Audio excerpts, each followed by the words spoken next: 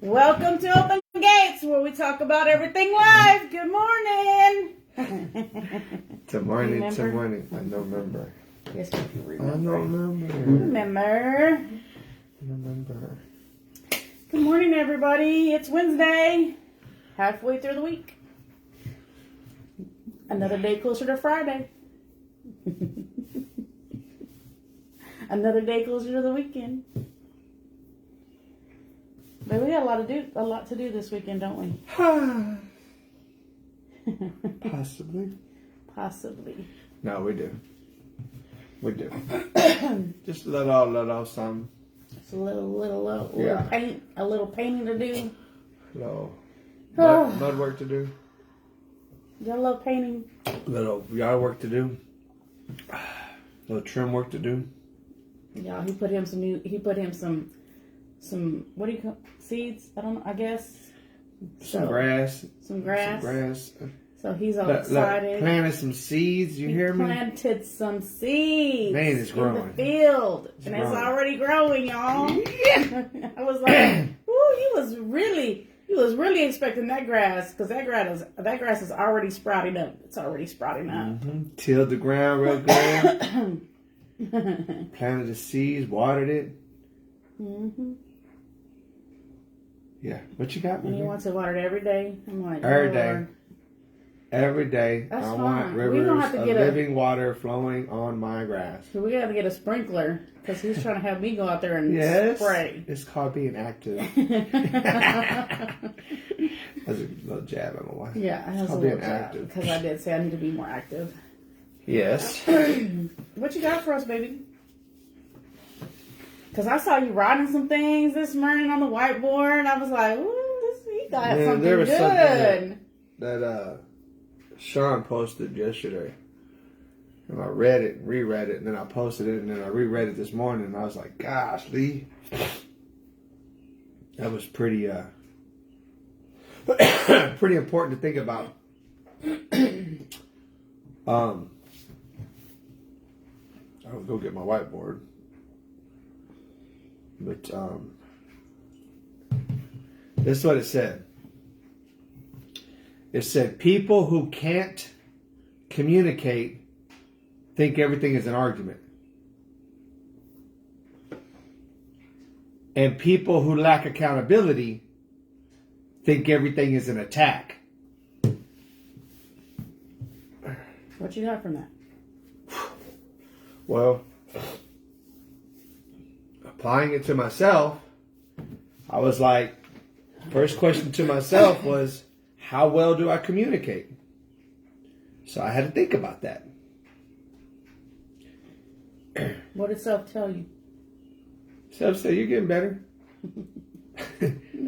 Just being transparent. Just being vulnerable to you guys. And I think communication, sometimes we think, well, for me, I was like, I communicate good.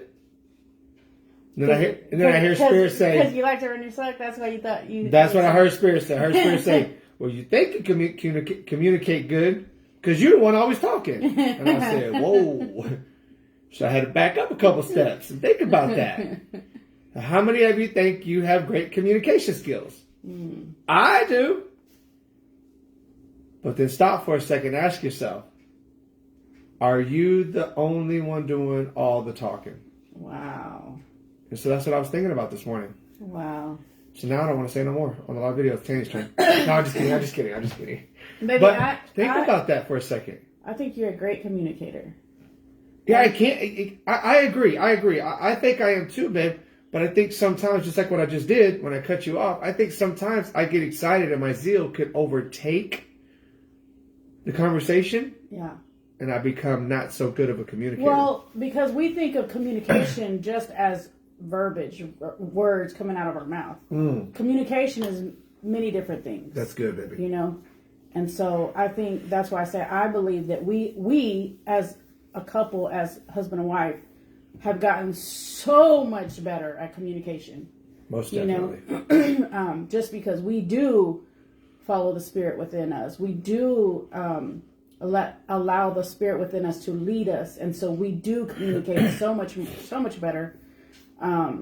even I talked about that one day when we were, when you had went and took a nap and you came back out and your energy had shifted. Right. You know, right. and from your energy, I felt like, and it was just me, you know, but I knew you were tired, but it just made me feel a type of way, like, oh, that's not how my husband talks to me, even though you weren't being mean or you weren't being loud. It was just your energy, the way you presented it, right, was not your usual self, or you know how you usually talk to me, and so it kind of hurt my feelings, you know.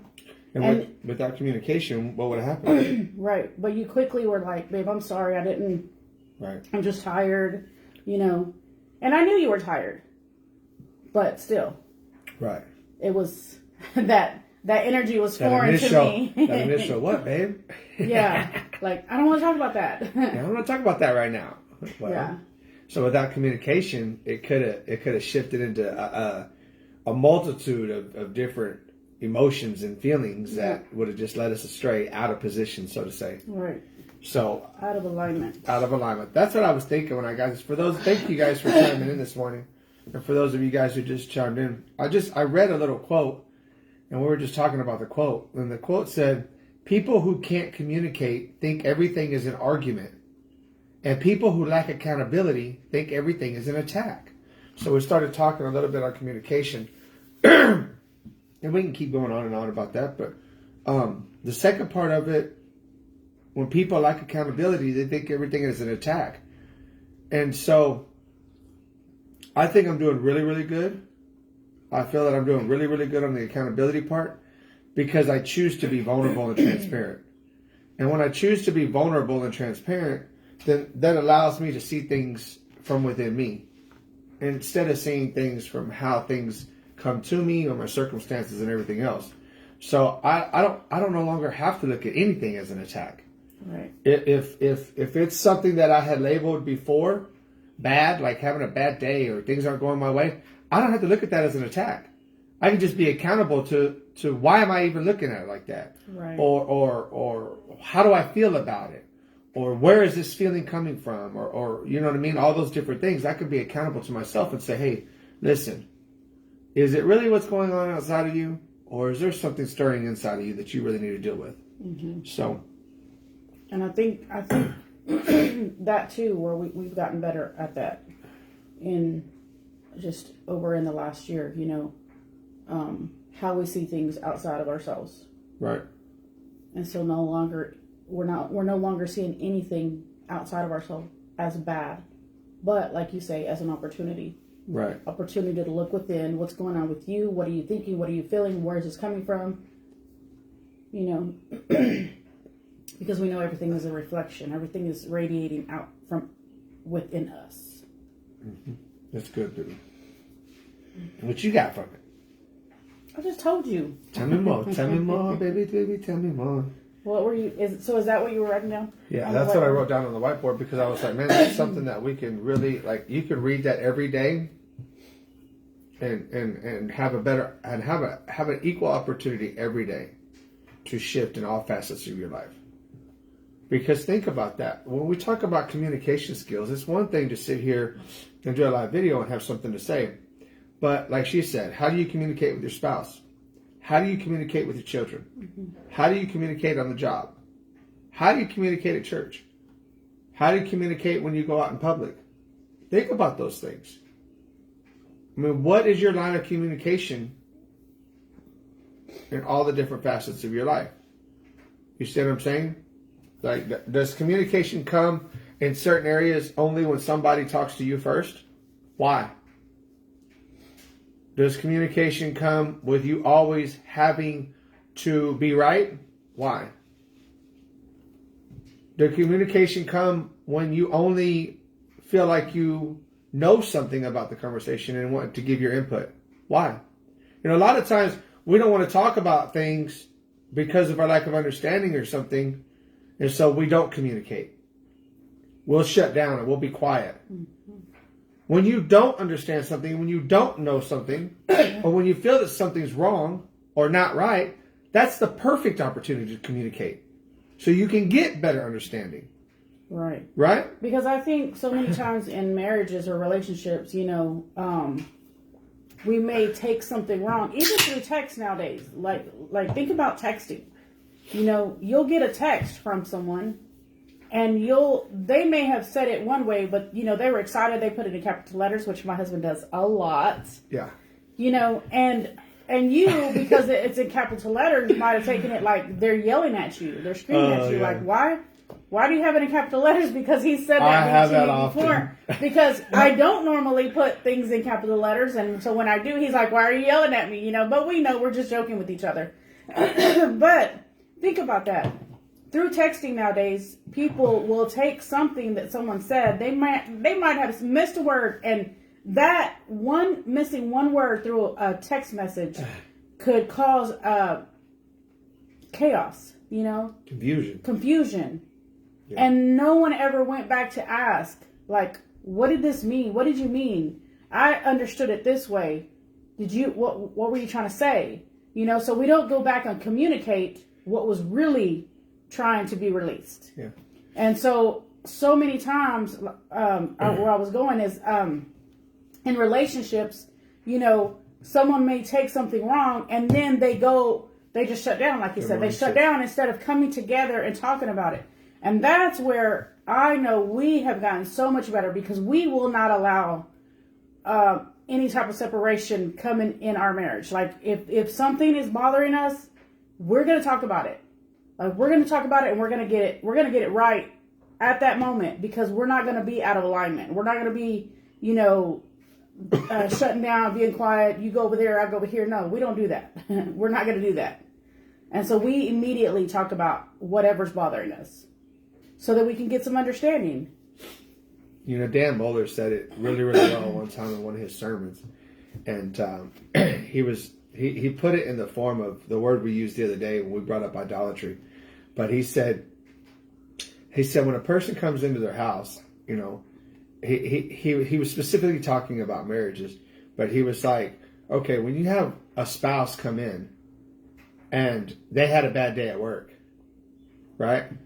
And because they might have had a bad day at work, they come in and they're quiet. And they don't want to talk, or they have an attitude, or vice versa. Maybe the spouse comes home from work, and the wife or the husband's at home, and maybe they're not feeling like cooking dinner or something, whatever. And so now all of a sudden they have an attitude, and when they have an attitude, then the whole house shifts. Mm-hmm. And the whole house shifts off of one person's little attitude. Right. And that becomes a form of idolatry, because now you want everybody to succumb to your feelings and emotions, because it's like, poor baby, poor this, poor that, poor everything else. It's the same thing of what we're talking about here. It's the lack of communication there. It's because somebody wants to just clam up like this and so to say pout.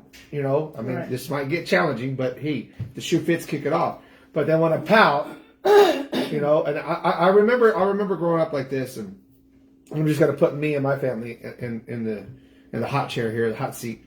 But I remember there would be times when my parents would be arguing, and my mom, my nanny, I think it was the women in my family, they were famous for this, but there would be an argument going on, and then there would only be one person talking. How many of you know that that's not communication? But my grandpa, my uncle, or my dad would be over here, and they would be they're giving their 2 cents, and then so this is what you see right here with my mom or the women. They'd just be staring out the window like they just got some great scenery or something. All it is the road and grass. It's like, and so now they're quiet. And now when they stay quiet the whole time, hey, did you hear me? Talk to me. What do you think? And now all of a sudden they just want to give you the silent treatment. Right? That's not communication. That's a form of idolatry. Now you're lording over somebody else's life, and you're changing the whole scene in the family. How many of us do that at work? Oh, what's wrong with you? I see it at work all the time. Somebody will shut down because somebody come in and told them that their work didn't look good. And next thing you know, they just shut down. Hey, come here. Can you help me? They're just quiet. What's wrong with you? Nothing. No, something's wrong. Communicate it. Say it. You know what I mean? Like, because here's the deal. It's not ever that anything is wrong. I mean, I know I'm just saying those words, but what I'm saying is if you're looking at it as wrong, switch that word to opportunity. Now's your opportunity, your chance to say something.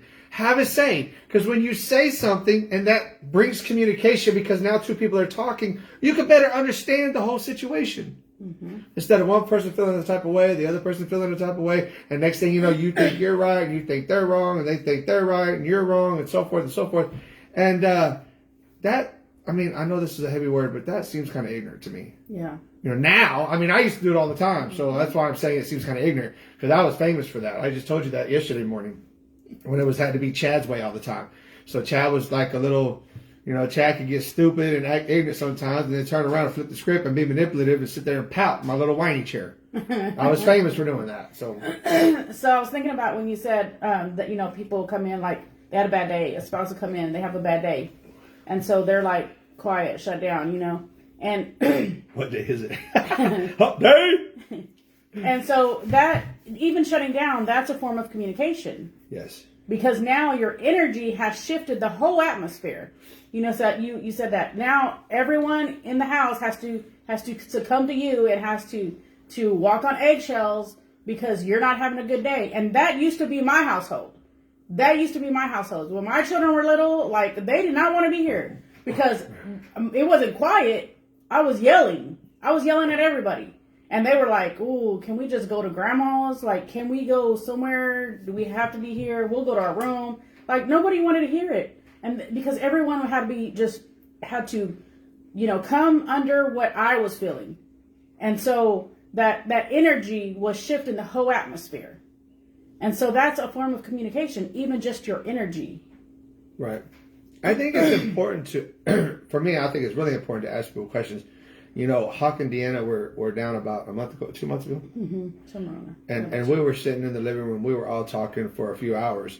And Deanna had said something really important. And I know this of Hawk, but it really was a blessing to hear it from Deanna, because I had actually learned this from Hawk when I first met him in the TP in Houston. and you know, he seems like he's real reserved and quiet, but it's actually the opposite. You know, he's actually listening and paying attention and just taking it in for himself. But Deanna said that she finds it to be, and I'm paraphrasing here, but she said she finds it such a blessing to watch people communicate, to listen. And I think that that's important for all of us to understand, because listen, if we ask questions, then when somebody starts to communicate back to us, it'll kind of give us a reference point for where they are. Does that make sense? It'll show you where they're at. It could show you what's going on. And if you're still and you're quiet enough, you'll hear the Spirit within you tell you certain things, give you a word of knowledge, so to say.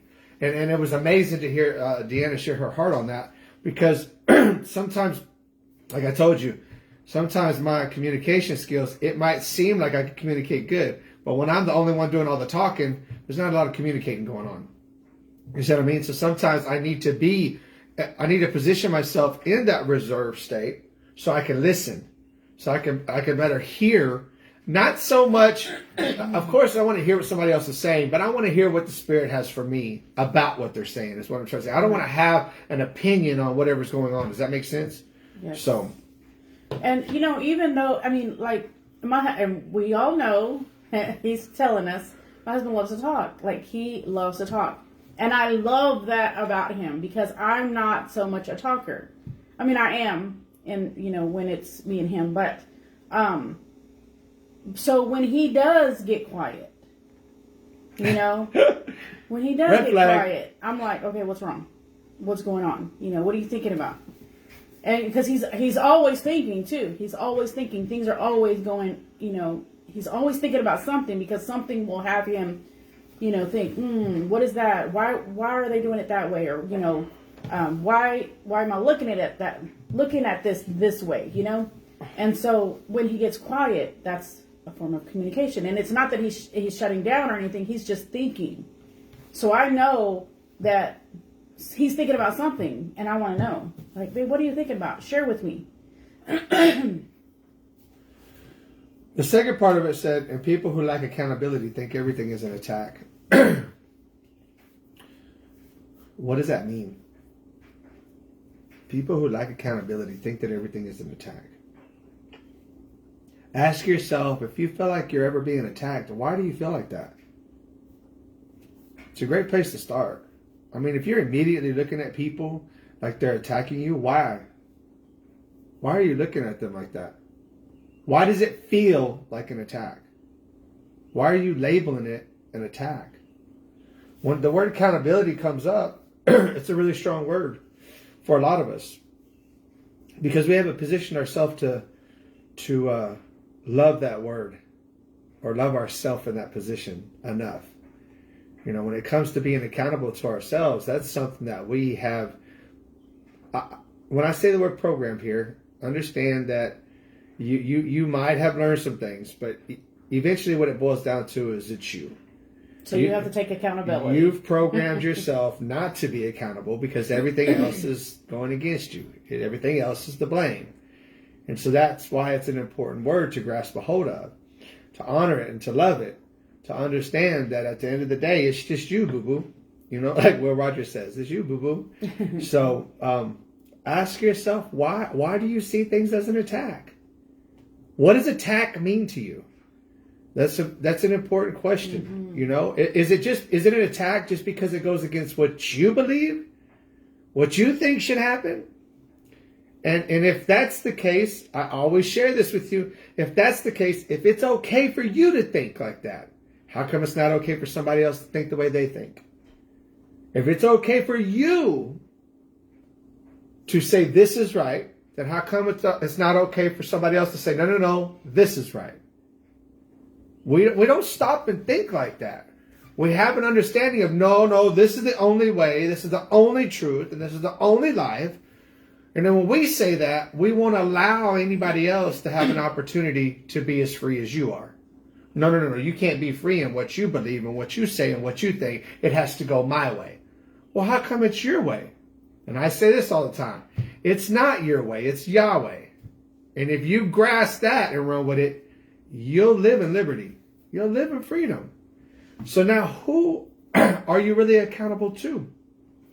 Sometimes the word accountability comes up and we go, yeah, we're accountable. But then you go, I'm accountable to my kids. I'm accountable to my wife. I'm accountable to all. And I think that sometimes there can be a misrepresentation of accountability. We can think that our accountability comes with our responsibilities of going to work and so forth and stuff like that, right? Why do you feel like you have to do that for other people? A lot of times we do it so much for other people, we don't do it for ourselves. And it begins with ourselves. We can say, no, I'm responsible for these people. I'm responsible for these people, but you won't be responsible to yourself. Really what you've done is you positioned yourself to lord over those people and called it responsibility. Yikes. Now you're putting the restraints and the reins on somebody. Like a horse. Get up. And you enter into a controlling mindset. They have to do it my way because I'm responsible for them. And if you don't do it my way, then nope, you got to go because I'm not going to be responsible for whatever you do. Well, you're not. They're responsible for themselves, boo-boo. Just like you're responsible for yourself. And so if you're not careful, what you think is accountability turns into a responsibility over others, and you'll sit there and try to lord over others. And if they don't see things your way or do things your way, you'll kick them to the curb. It's not being accountable to yourself. Or maybe it is. What if it is? What if it's being accountable to yourself? I always try to put a two-way street on it because you have to take ownership of it. So however you see it, you have to take ownership of it. And if you call that being accountable, then ask yourself that. You know what I mean? Use Jesus. A lot of people use Jesus as a great example. Use Jesus as an example. Where does accountability lie within Jesus? Where does communication lie within Jesus? Well, that's where you have to go within yourself. When the reading that said, when someone's holding you accountable, does it feel like an attack? Well, when you're holding yourself accountable, really, I want to say there's no need, but I don't want to say that. I want to say, but then I don't want to say. There's no need for anyone to hold you accountable. When you are holding yourself accountable, to the Holy Spirit within you. Because that's who you need to be holding yourself accountable to. The Holy Spirit within you. When you're holding yourself accountable to the Holy Spirit within you, then no one else outside of you needs to hold you accountable. I concur. Because a lot of times we say, man, we just got to hold our brothers and sisters accountable. Why do you have to? Do you feel like you have to hold somebody else accountable because you want them to see things your way? You want them to do things the way you want it done? That's not accountability to somebody else, guys. It's called dictatorship. Right, because we don't You see what I'm know. saying? Like, why would we? Why would we have to hold somebody else accountable? That's judging somebody else. Let me use this example. Right? Let me use this. I don't know. Comment, guys. Comment on here. So let me use this example, because let's just say, let's use this scenario. The Holy Spirit is leading someone to move away. To Abraham. We'll take Abraham. God told him, pick up your family and go, right? What if someone in his community... They did. Well, yeah, but we're just, we're just using this as an example. What if someone in his community and his family said, no, that's wrong. You heard God wrong. That's not what he said. I'm holding you accountable. They're trying to hold him accountable, saying, no, we know what's right. Because this happened to me. Like, I heard God say something, and then they were like, no, I think that's just your feelings. Is when I felt like I needed to step down and sit for a little while. Because I used to preach in church, and I just felt that God was saying, hey, it's time to sit down. It's time to sit down and listen. I got some things to tell you, and I need you to sit and be quiet. And so, but because everybody liked what I brought to the table, they were like, no, I think you heard wrong. God is not telling you that. You just, and I'm like, no, I know that I heard God tell me to sit down. So if we're following the Spirit, but it don't seem right to someone else, and they're trying to hold us accountable in that way, then we're going against what we know we heard from within. That's so good, babe. And that's just what I'm talking about in a nutshell. Think about that, guys. A lot of us will go, well, how do you know if it's from God? How do you, like, I've heard this often. How do you know it's not the enemy? Well, it's not coming from within me. It's coming from within you. So how do you know? That's the bigger question. A lot of times we go outside of ourselves asking somebody else. Well, they're not hearing the same things within them that you are within you. And then even when you share with what you heard from within you, the thoughts or the dreams or the ideas or whatever, when you share with somebody else, think about this. Do you think that person really has the answer for you? It could be some great guidance. It could be a tool of wisdom. I'm not saying that it's bad in every way or good in every way. I'm saying it just is what it is, coming from something outside of you. When you know within you, the Spirit of God within you, and it just simply comes from the lack of trust within ourselves. We don't trust our intuition. We don't trust the Spirit within us. That we have to go outside of us and get a secondary opinion or an attaboy or, yeah, go ahead, you got it. And then that will stir us up into doing it. But what if it doesn't turn out the same way that you had the ideal thought of? The reason why it doesn't do that is because you've experienced it from outside of you, the guidance. When somebody was trying to share with you, yeah, go ahead and do it because this, and this. When inside of you might have been a different way to go about it. See what I'm saying? Does that make sense? That's good. Yeah. You see what I'm saying? Yeah, like, because in other words, God told you do it this way. Yes. And then you went outside of you, shared it with everybody else, asking someone's opinion. Yes. Someone's wisdom. Yep. And they said, oh, well, yeah, that's a good idea, but you should do it this way. Right. And so now you've done it this way, not doing it the way God told you, because the way God told you sounded like foolishness. Right. Right? And I don't know, that don't sound right. I mean, it's a good idea, but that don't sound right. I don't think God wants you to do it that way. Let's do it this way. So now you did it that way, and God's way was the right way all along. So when you go with popular opinion, that's just what it is. It's an opinion. It's popular opinion. A lot of us do that, guys. And I'm not saying it's a bad thing if you do it. I'm saying, do you recognize it? Do you recognize that it could be an opportunity not to maybe go that route? Because here's the deal. You can do that. You can have this desire of your heart, right? You have the desires of your heart, but then you share them with some people. And then you take the collective group of people and all their answers. And now, instead of listening to the Spirit within you, you take all their answers and you form a way to incorporate it into the desire of your heart, to do the desire of your heart, right? And it might work out well for you. But as it works out well for you, next thing you know, where there was 10 facets of it working out well, only one seems to work out and the other 9 seems to battle you. Why? Because the one probably was coming from within the Spirit within you, and the other 9 were just popular reviews or opinions, and they're not settling with your walk. It sure makes them happy. Why? Because it was within them, but it doesn't make you happy. And you still battle that. And you battle it. And you battle it. And do you ever wonder why you keep battling something?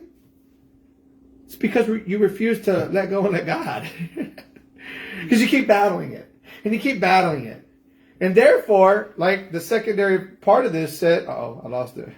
The secondary part of it said, and people who lack accountability think everything is an attack. So now you think you're being attacked. And you're being attacked because you kind of keep going through the same thing. Well, you're not being accountable to what the Spirit within you says. That's why. You're trying to be accountable to what everybody else says outside of you. So now you think, okay, I got to be accountable for my brother and sister.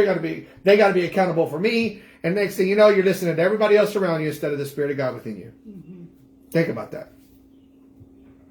And you're being led astray. And you're being led astray. Because you're being led astray from the Spirit within you. Now, are those bad things? I don't think so. I think they're opportunities for you to see things. I think they're opportunities for you to understand where in life you actually are running, as in moving. I forget, there was a great little story that was talking about this symbolically, but it allows you an opportunity to see where you're running, as in like moving forward, or running as in like on that hamster wheel. And I think Denzel Washington said it best. I don't remember how he said it, but Denzel Washington said it in an interview. And he was like, I'm paraphrasing, but it was in the form of, you could be moving forward and not moving at all. And so maybe you go look that up. But it was pretty amazing because some of us are really stagnant where we are. And we think we're going somewhere. But we're not. It's actually just that hamster wheel in motion. And because we're so active in doing something, I guess it was like moving forward doesn't mean you're making progress. That's what it was. Moving forward doesn't mean you're making progress or something. So think about that, guys. Anyway, what else you got, man? Golden? Yeah. Okay. So there's some things to think about on this Wednesday as you continue out your week. I had some great questions. All of that's a question for me. So we would be blessed with your comments, with your wisdom. Share it with us, guys. You have a different point of view, please share it with us, because I would love to dig into that. That's how we grow. We grow daily by communication, right? And we grow daily by being accountable to ourselves. We have an opportunity to do that. Okay, I'm going to read this reading. Go ahead, babe. What I really want to end with, and I know you're going to read, but is really think about how you're communicating. Because it's not just words, like we said earlier. It's not just talking. Communication is many things. It's your energy. It's it's your body. It's what you're doing with your body. Like right now, I'm communicating with my hands. You know. So think about how you're communicating today and every day, and ask yourself, is this good quality communication? Go ahead, baby. That's so good, Mama. All right. It says, when you give so much power to others to determine your emotions, it means they hold your remote control and they can press you to respond however they wish. Someone already knows what to do to resurrect your anger, so they just look at you. Let's get her upset. Brrr, anger. Boom, you are reacting. Next, let's get her depressed. Purr, depression. They know what to say and how to act to awaken the depression because you gave them power and control over how you feel. Take back that power today and reign in your territory, the territory of feelings and emotions.